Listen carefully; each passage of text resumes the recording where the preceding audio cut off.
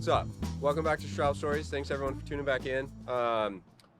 This week, we've been getting a lot of questions about, can you learn to surf on a shortboard?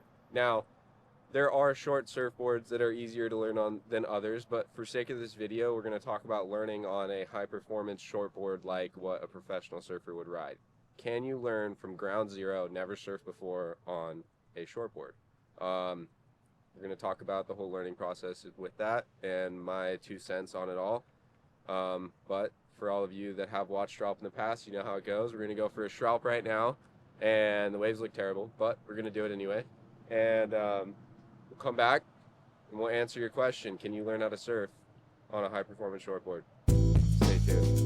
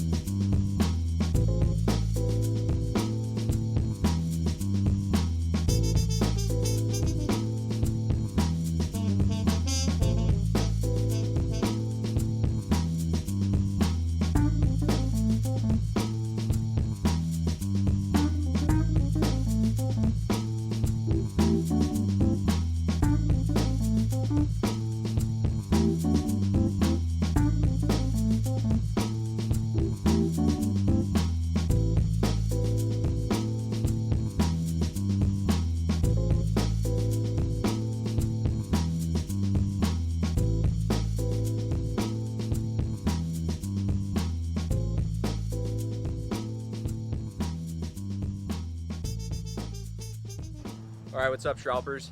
That was a fun little surf, actually. I was really not expecting to have a good time, but managed to get a couple fun waves, and my arm's feeling a lot better, so hopefully I didn't look as ugly as I did prior. Can you learn how to surf on a high-performance shortboard? The answer is, to put it simply, sure. Yeah, you can learn to surf on whatever the hell you want to learn to surf on. You can learn how to surf on a boogie board for all, whatever, like, if you really want to. The only thing I want to talk about is the length of your learning curve, the length of learning how to actually surf on a surfboard. In comparison, if you look at it like learning how to ride a bicycle, when you're learning how to ride a bicycle, if you jumped on a bicycle with no training wheels and you just started trying to ride it, sure, eventually maybe, yeah, you'll learn how to ride a bicycle. Although when you slap on training wheels on that bad boy, you're probably going to pick it up a lot quicker, and you'll actually be able to ride that bike right away. You'll be able to sit down and you'll be able to pedal. Now, the same can be said about surfing. It's a little different situation. You're on water rather than hard ground. You're catching a wave rather than just rolling around. But if you look at it like a longboard, you'll be able to catch more waves. It floats more. It's more buoyant. It's easier to catch waves, easier to paddle out. And for most beginners, you're going to be learning on smaller whitewash waves. So, a longboard will catch those waves a lot easier. Whereas on a shortboard, it's a lot more difficult to paddle. It's a lot more difficult to catch waves. And it's a lot more difficult to stand up once you've caught the wave.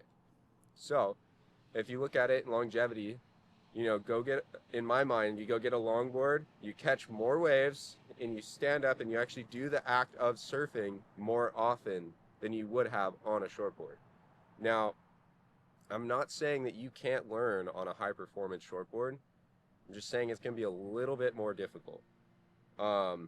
my best recommendations for surfers is to go get a soft board like a Wave Storm or a Catch Surfboard or whatever, those soft, squishy, spongy boards. Get one of those. You won't be able to hurt yourself with it, which is super ideal. If you get hit by it, it's not going to hurt as bad. And they float really well and they catch a lot of waves. Now, there are people, sure, that do turns and stuff on those type of soft boards. More than likely, you won't be able to. It's difficult. It's a lot of board to move around and a whole nother ball game. But you'll be able to actually surf and learn how to ride the waves, figure out timing, figure out what waves to catch and when.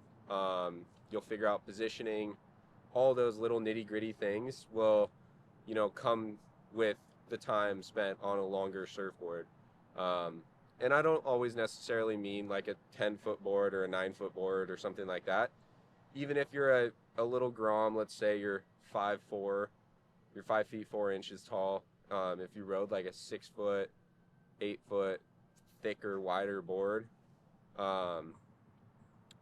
it'll be a lot more easy and more, not sufficient, more efficient. It'll be a lot more efficient in catching waves and, shortening that time window of your learning curve. So to sum it up, you can learn on a high performance shortboard. I just don't suggest it. Surfing is meant to be fun. Go have fun and laugh with your buddies. Get in the water, make a fool of yourself. It's a good time. But be safe. Watch out for rocks. Don't dive off your board. You'll hit your head. And watch out for those little flat fish on the bottom. If it's sandy, called stingrays, they hurt and they suck.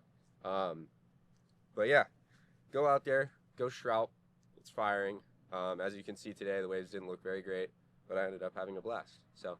And even if the clips don't look that great either, so what? I had fun, and I am a better person because of it.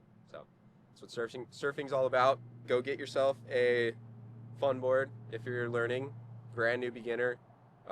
If you're intermediate, check out my last video. We actually overviewed a good intermediate style surfboard. And then, yeah, just keep on keeping on. You don't necessarily need to ride a standard high performance shortboard, but if that's all you got, go get in the water, go surf, get off YouTube. And like I mentioned previously, we are going to do a giveaway.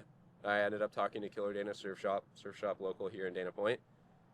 They are going to put together a little swag bag, summer swag bag. So that will be coming in the near future. Stay tuned. Do another giveaway. We love you guys. Thanks for tuning back in. Drop a comment, subscribe, like, do all the jazz. Check out Racetrack. Catch you next week. All right. Later.